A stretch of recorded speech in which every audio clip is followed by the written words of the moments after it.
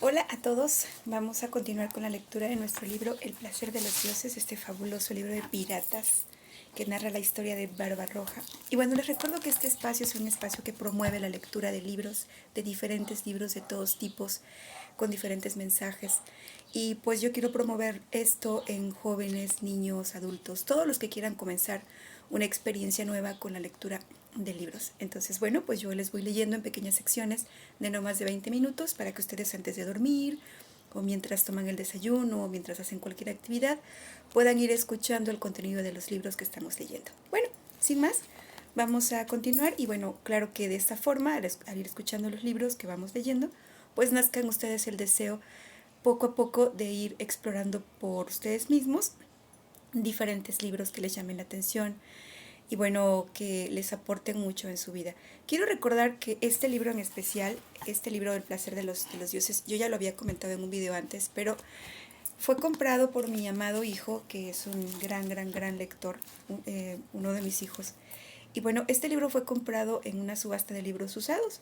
Este libro no salió en más de 50 pesos mexicanos, muy barato. Entonces, bueno, la idea de que uno no compra libros porque no hay dinero es una idea que es real, pero que también puede ser combatida si nosotros buscamos las opciones de comprar libros usados. Hay excelentes libros de muy buena calidad. Y bueno, pues vamos a comenzar. Por acá también tengo otro libro que, bueno, este lo compró mi hermosa hija, que también es una lectora fabulosa. Este libro es de Sor Juana Inés de la Cruz, ¿vale? Lo compró también en una tienda de libros usados. También costó súper barato y es una joya que contiene pues el trabajo, es una recopilación del trabajo de esta gran escritora mexicana, la señora Sor Juana Inés de la Cruz. Bueno, pues vamos a comenzar a leer nuestro libro y dice así. Transcurrió más tiempo, una eternidad, a juicio de los galeotes, que remaban ininterrumpidamente desde que tuvieran la desgracia de caer cautivos durante los interminables días de tortura y agonía. En varias oportunidades vislumbraron un atisbo de esperanza, de liberación. Fue cuando, a juzgar por el movimiento y el ruido imperante en la galera, se hizo evidente que los famosos y valientes caballeros de Rodas se aprestaban a entrar en combate y capturar otras presas. Sin embargo, nunca se produjo el milagro de que la galera fuera vencida y capturada. A decir verdad, ni siquiera entraron en combate, ya que toda la agitación se reducía a preparativos y arrestos de batalla. Es evidente que ni siquiera entran en combate, comentó en cierta ocasión Arud, atento a la situación. Es de juzgar que los caballeros tripulan varias naves, cuya sola presencia basta para rendir sin luchar a nuestros hermanos del mar. La presencia de nuevos galeotes, que iban a ocupar los asientos de los remeros más agotados, de los enfermos o moribundos, los cuales eran arrojados a los tiburones sin más demora, confirmó en varias ocasiones aquella presunción. Pero la actividad de los piratas cristianos no se limitaba a perseguir y rendir a las naves enemigas, sino que atacaban sorpresivamente pacíficas poblaciones isleñas, capturando cuantiosos y ricos botines, barricas de vino, aceites de miel, bolsas de frutos y granos, carnes saladas y frescas, se acumulaban en la bodega, a veces a la vista de la hambrienta chusma de galeotes, mortificando todavía más su extrema necesidad. Pero en compensación, durante esas horas, los desdichados recibían el beneficioso descanso, ya que la galera debía permanecer inactiva. En una ocasión tal, Cair, que parecía no sufrir los efectos de la fatiga y el cruel tratamiento que recibían los galeotes, demostró aparentemente que su hermano Arug tenía razón al juzgar que no se hallaba en sus cabales, pues, mientras esperaban pacientemente que los famosos caballeros completaran su productiva tarea en la ciudad costera en turno, masculló coléricamente. ¿Por qué no partimos de una vez? Esta inmovilidad me enferma. Y sus asombrados compañeros tuvieron ocasión de probar que, en efecto, parecía feliz solo cuando se escuchaba parecía feliz solo cuando se escuchaba el estremecedor y torturante chirriar del hierro de la cautividad. hasta que un día se tuvo la explicación de lo que sucedía. Petit Lebeau reemplaza al comité principal Lolonais. No se sabía si estaba enfermo o si se ocupaba en alguna misión. La cuestión es que Petit se encontraba en la Sentina más tiempo del acostumbrado, siendo su conducta y tratamiento el mismo de siempre, con una posible excepción. Al parecer, Petit gustaba apreciar la belleza varonil. Ello lo inducía a mostrarse menos severo con Cair, que entre aquellos vencidos y sufridos galeotes venía a ser un Adonis. Se acercaba a él con frecuencia, lo contemplaba en silencio e incluso parecía beber el fluido de su presencia. En otras ocasiones le daba a beber agua con vino para estimularlo. En cuanto se le servía el plato de Cair, era el más abundante y el que contenía algún trozo de carne o pescado. Mas era cierto también que Cair ignoraba tales atenciones. Sus ojos brillaban y todo su ser se transfiguraba solo cuando se oía el ruido del roce de los hierros. Y tanto lo abstraía ese ruido, que un día ni siquiera reparó en la presencia y cercanía de Petit, que lo contemplaba en silencio mientras proseguía el acompasado, aunque penoso movimiento de los brazos. En tanto seguíase oyendo el rechinante ruido, más fuerte, más expresivo, en su torturante mensaje. Petit realizó un brusco movimiento para inclinarse. Extendió una mano y tomó la cadena que retenía, con los adicionales grillos, la muñeca y el pie de Cair. El cómitre en turno se puso pálido, nervioso. En cierto lugar, la cadena en cuestión aparecía desgastada por el roce. El sinuoso individuo frunció el ceño al incorporarse y clavar sus ojos en los de Cair. Se produjo una tensa y aguda pausa, comprendiendo que su vida pendía de un frágil cabello. Cair fingió indiferencia, ignorancia y resignación y siguió remando. Lo extraño era que Petit no decía nada, cuando una sola voz suya hubiera bastado para arrojar al joven a los tiburones. Luego Petit giró bruscamente en sus talones y se alejó con presuroso paso. «Desdichado», gimió Arud, que espantado advertía el curso de la silenciosa y aterradora escena. «¿Qué has hecho? Intentar desgastar y romper la cadena te costará la vida». El hosco y musculoso Jans reemplazó a Petit, pero eso fue todo. No se oyó ruido de pasos y armas que hubieran denunciado la presencia de soldados. Cair, que estaba con el alma en un hilo, aunque no lo demostraba, siguió remando. ¿Habría convencido al cruel comité con su fatigada indiferencia? Tal vez el capitán de la galera cristiana estaba esperando una hora adecuada para ejecutarlo. A pesar de sus temerosos pensamientos, siguió remando y colocando la pierna de un modo forzado y antinatural para que se produjera el roce de los hierros y el desgaste consiguiente. Ni el dolor ni el peligro que estaba corriendo consiguieron minar su resolución de huir o morir. Después de la insípida pitanza nocturna, la actividad a bordo cesó casi por completo, incluyendo, claro está, la de los galeotes. A eso de medianoche una figura se deslizó a lo largo del pasillo. 2 candiles de aceite ardían en los extremos de la galera, debido a lo cual la visión era escasa. Sin embargo, Hassan, el tunecino, que ocupaba el lugar siguiente en el banco, advirtió como entre sueños, tan rendido estaba, que esa figura se parecía en mucho a la de Petit Lebeau. Luego se produjo un leve ruido de cadenas y finalmente tuvo la impresión de que Cair se incorporaba y se alejaba conducido por Petit.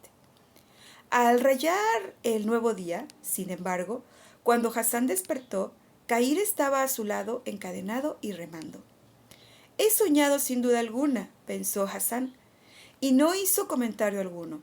Durante la jornada siguiente y hasta bien entrada la noche, Siguióse oyendo el ruido del roce de hierros que nunca como entonces parecía tan desasosegante y estremecedor. Por la noche, y cuando Hassán se caía de cansancio y de sueño sobre el largo extremo del remo, tuvo el mismo y ya intrigante sueño que se repitió en todos sus detalles. Pasos furtivos, la conocida figura destacándose entre las sombras rojas danzantes en el negruzco escenario, el extraño ruido de cadenas, la visión de la juvenil, aunque alta y musculosa figura de Caír alejándose en pos de Petit, para volver a encontrarlo encadenado y remando al abrir los ojos. Temeroso de provocar alguna colérica reacción de su compañero, Hassán no se atrevió a decir esto, pero a la cuarta jornada, y luego de que la misma y ante dicha escena se repitiera por 2 noches más, no pudo reprimir su ansiedad y en un apenas audible tono, mientras se oía rechinar de los hierros con más fuerza que nunca, le preguntó: «Dime, hermano mío en la desgracia, ¿he tenido por 4 noches el mismo sueño o es verdad que el cabrón marsellés te libera y se aleja contigo?» Hassán tuvo la impresión de que había llegado al término de su desacreditada existencia. Tal fue el furor con que lo miró el irascible pelirrojo. Pero eso fue todo. En consecuencia, el joven y moreno galeote se quedó sin haber descifrado la incógnita. Lo único positivo era que seguía oyendo el estremecedor y tétrico roce de los hierros que solo a él se le antojaba descomunal y aunque enloquecedor. Y decididamente creyó que había soñado, porque a la siguiente noche, luego de realizar denodados esfuerzos para mantenerse despierto, comprobó que no ocurría nada anormal, excepto quizá por el torturante chirrido. Esta situación se prolongó por 2 jornadas más, y Hassán ya comenzaba a olvidar el incidente cuando en la noche siguiente volvió a tener el mismo sueño anterior, repetido en sus mismos detalles. Al amanecer, sin embargo, Caír estaba sentado y encadenado a su mismo banco, remando con la expresión de abatimiento y resignación de todos cuantos sufrían aquella horrible e interminable condena. Por momentos, los galeotes parecían seres inferiores, bestias sin voz y sin carácter, incapaces de rebelarse a su triste y cruel destino. «Esta noche descubriré la verdad, aunque me muera de fatiga», se dijo Hassán sin dejar de remar. Luego, asaltado por una repetida idea, empezó a hablar en voz baja, recitando, como en una oración: «Oh hermosos días de la miel y la rosa de la libertad. Oh amada Túnez, donde el sol de mis días es como el pan en la esclavitud, y tus noches serenas llenas del tibio resplandor de las estrellas arrullan a las fugaces figuras que duermen y gozan de la vida sobre el verde frescor de los perfumados jardines. Oh Túnez, la inefable, ¿cuándo volverán a verte mis ojos tristes, no saturados todavía con el pecado? Oh tú, Caír, el de la roja y ondulante cabellera, dime, ¿hemos de perecer sin redención en esta flotante ergástula? Oh hermano, te lo ruego, conduélete de mi tristeza y desesperanza. Respóndeme. Dame siquiera el consuelo de una piadosa mentira para que soporte este horrendo encadenamiento sin la desesperación del deseo de la muerte». Caír no respondió, aunque la breve visión de los goces de la libertad parecía estremecer su carne. Mas transcurridos unos instantes, el joven hermano de Arug, moviendo apenas los labios, inquirió: «¿Dónde está situada esa maravillosa tierra que describes, Hassán?».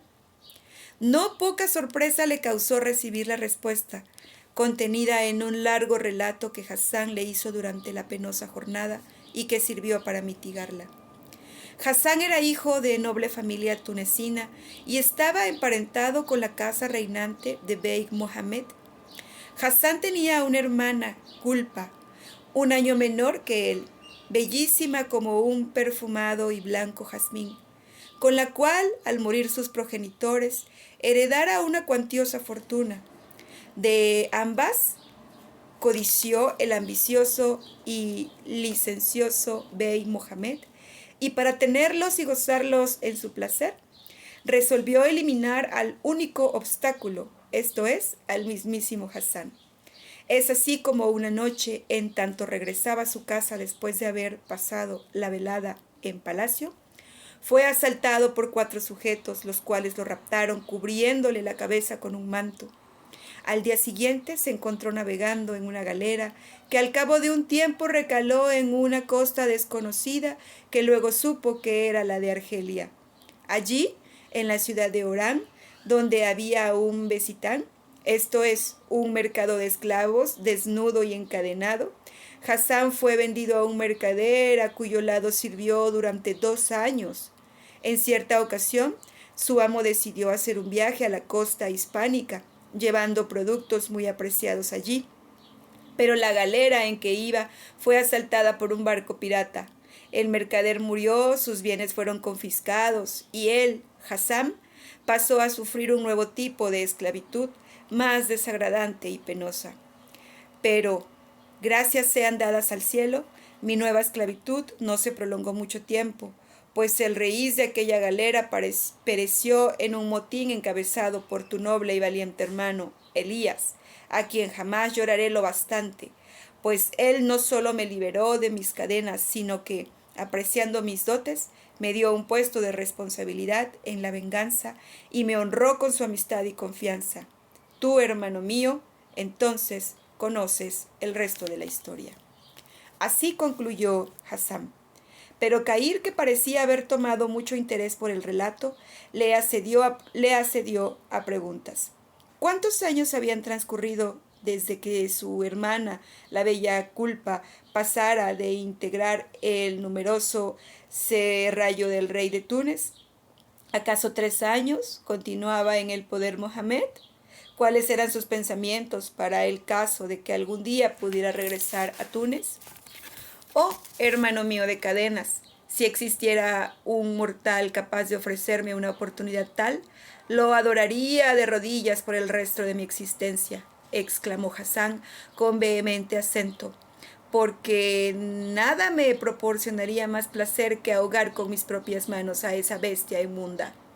Cair no respondió, pero el ominoso e inquietante ruido de los hierros en continuo e infatigable roce pareció aumentar. No obstante su resolución y afán, tampoco esa noche pudo satisfacer el joven tunecino su angustiante curiosidad, pues el sueño o lo que parecía serlo no se produjo, ni tampoco la noche siguiente. Cair no daba muestras de enojo ni impaciencia, pero se mantuvo en hosco silencio durante 2 jornadas seguidas, en tanto seguíase oyendo el sordo y estremecedor roce del metal, con alguna que otra discontante nota cuando el chirrido se hacía más agudo. En el transcurso de la 3ª jornada, después que oyera el relato de Hassan, al declinar la luz exterior que entraba por los pequeños ojos del buey, Cair dejó escapar un suspiro que era, a la vez, un gemido y un ahogado grito de triunfo. Sus compañeros lo miraron con asombro. Arud, alarmado, expresó en sus ojos el temor de que el joven hermano hubiera perdido al fin la razón. Y entonces se oyó la susurrante voz de Cair haciendo el sensacional e increíble anuncio. Esta noche, estad todos alertos. Os prometí que daría fin a mi esclavitud. Lo lograré esta noche. ¿Quién quiere seguirme? Pero estad alertas y ni un murmullo acerca de esto, o seremos pasto para tiburones. Bueno, hasta aquí vamos a dejar la lectura de hoy. Les pido una disculpa porque a veces se escucha el ruido de un tren o algunos ruidos cercanos. Vivo muy cerca de una vía de tren y a veces, pues, por más que trato de acomodar horarios temprano para poder leer en silencio, a veces es imposible. Entonces, bueno, una disculpa. Gracias por acompañarnos en esta sección y nos vemos muy pronto. Que tengamos todos una excelente jornada. Hasta pronto.